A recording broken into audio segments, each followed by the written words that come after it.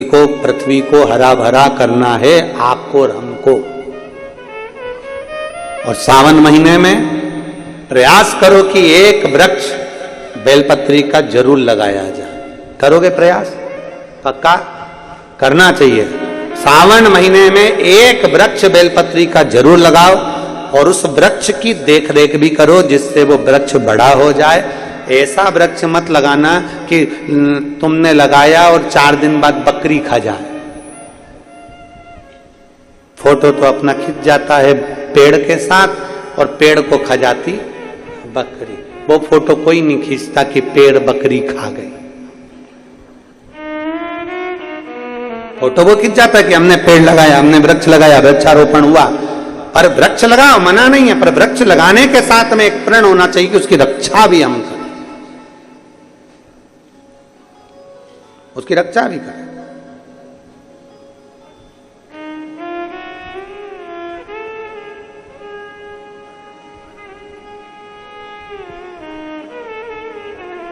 पर जितने लगाने वाले हैं ना उससे दुगने वो अभी गुरु पूर्णिमा की कथा थी सीहोर में, तो वहां एक मुंबई की एक दीदी आई थी। वो जोड़ा दोनों पति पत्नी का, वो हर कथा में यजमान बनते हैं। वो आगे बैठे हुए थे और जमीन पे बैठ के वो श्री शिवाय नमस्तुभ्यं बोलते हैं। अपने टीवी पे उसको देखा भी होगा। वो दोनों पति पत्नी का नियम है कि कम से कम सावन महीने में या अन्य समय पर वो कम से कम 15 से 20 पेड़ उसको लगाने का प्रयास कर, तो बड़ा करने का प्रयास कर।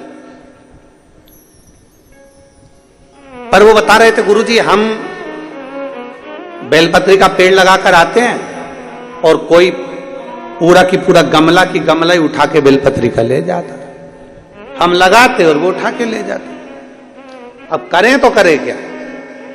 तो हमने उनसे कहा कि तुम एक काम करो, ऐसी जगह पर लगाओ जहां पर बेलपत्री का पेड़ कोई लेकर ना जाए।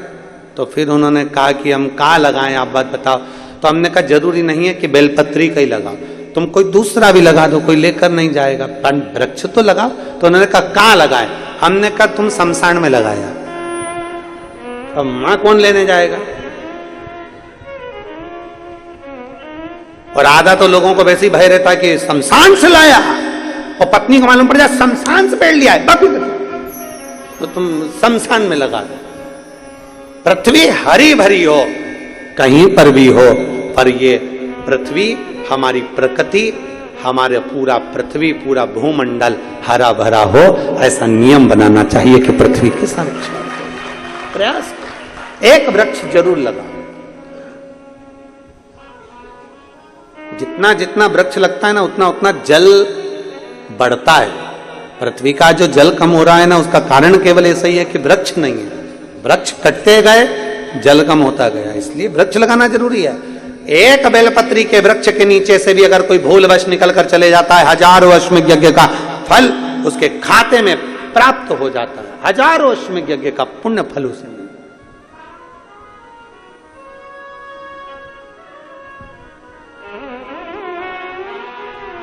हमसे कई लोग कहते हैं गुरुजी कोई शिव भक्त बोल देता है तो उसकी वाणी प्रबल क्यों हो जाती है, प्रखर क्यों हो जाती है, क्यों? ये बेलपत्र होता है ना शंकर जी पे चढ़ा हुआ, इस बेलपत्र को जब आप खाते हैं, शंकर पर चढ़ा हुआ बेलपत्र जब आप खाते हैं, उदर में वो बेलपत्र जब जाता है, दुनिया के लोगों को लगता है कि हमने औषधि खाई है। पर लिंग पुराण, नर्मदा पुराण, ब्रह्मवैवर्त पुराण, स्कंद पुराण का काशी खंड और शिव महापुराण कहती है एक बेलपत्र जब हमारे उदर में जाती है तो ये मान कर चलें कि हमारे हृदय में पूरे समय शंकर का निवास रहता है और शिव हमारे साथ चलता है हर पल हर घड़ी हर क्षण।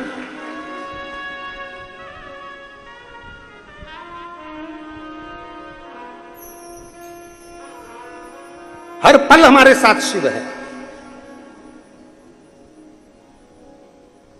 और मेरे भोले नहीं चाहिए। शिव महापुराण में यह भी कहीं नहीं लिखा कि तुम भगवान को 108 या 1008 या 1008 बेलपत्र समर्पित करोगे तो शिव जी प्रसन्न हो जाएंगे। शिव महापुराण की कथा तो यहां तक कहती है, एक बेलपत्र की पत्ती को आप अगर बीच में से, ये एक बड़ी पत्ती, उसके बीच में 2 पत्ती और 2 पत्ती के बीच में जो गैप है, बीच पत्ती में, इस पत्ती और 2 पत्ती के बीच में जो जगह है, अगर आप इस पत्ती को यहां से स्पर्श कर कर,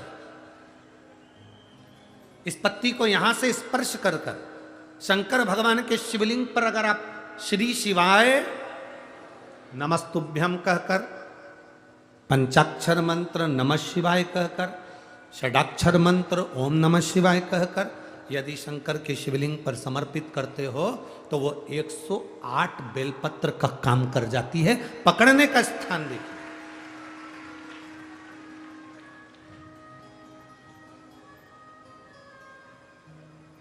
ये स्थान की बड़ी मूलता है, जो थोड़ा सा समझेंगे अपन, थोड़ा ध्यान देंगे तो ये जो स्थान है ये बड़ा मूल माना गया। बेलपत्री की बड़ी पत्ती, नीचे की 2 पत्ती, उसके बीच में जो खाली डंडी जो दिख रही है, इसको अगर पकड़कर बेलपत्र समर्पित कर रहे हैं तो 108 बेलपत्र के बराबर हमें फल प्राप्त हो रहा। 108 बेलपत्र। और समझिएगा, मान लो आपके पास में ना पीला चंदन है, ना लाल चंदन है, ना अक्षत है, ना पुष्प है, ना कोई सामग्री है, ना दिया है लगाने के लिए। शंकर जी के मंदिर में लोटा भर के जल लेकर गए हो, आज तुम्हारे पास में हो सकता है जल भी नहीं है, लोटा भी नहीं है, तो जिस शंकर जी का दर्शन करने गए हो उन्हीं की बेलपत्र को उठाओ और बेलपत्र को उठाने के बाद पहले अपने हथेली पर रखो, अपना हाथ रखकर बाबा से प्रार्थना कर कर बेलपत्री की मध्य पत्री, आगे वाली पत्ती को पकड़कर अगर वो बेलपत्र हम शिव जी को समर्पित करते हैं तो हमारा पीला चंदन, लाल चंदन, दिया सब बाबा को समर्पित हो जाता है उस बेलपत्री में। एक बेलपत्री का सुख हमारे जीवन का एक आनंद दे देता है। हम तो यहां तक कहेंगे, अगर कभी जिंदगी में तुम्हें लगे कि गुरुजी मेरा पैसा फंस गया, नहीं मिल रहा है, या मेरा पैसा अटक गया, नहीं मिल रहा, या मेरा घर में धन नहीं है, बहुत तकलीफ की जिंदगी चल रही है, आप ये बेलपत्री का जो 2 पत्ती है ना, ये 2 पत्ती इस जगह से पकड़कर, आपको लग रहा है कि पैसा नहीं है, काम बहुत बड़ा अड़ा है, बेटे की शादी, बेटी की शादी, या मकान या दुकान, कोई काम अड़ गया, ये 2 बेलपत्री की पत्तियों को पकड़कर अपनी कामना कर कर शिव जी को समर्पित करो और 1 लोटा जल बाबा को चढ़ाना प्रारंभ करो। 20 से 22 दिन इंतजार करना, मेरा बाबा हाथ पकड़कर कुबेर भंडारी भंडार जरूर भरेगा।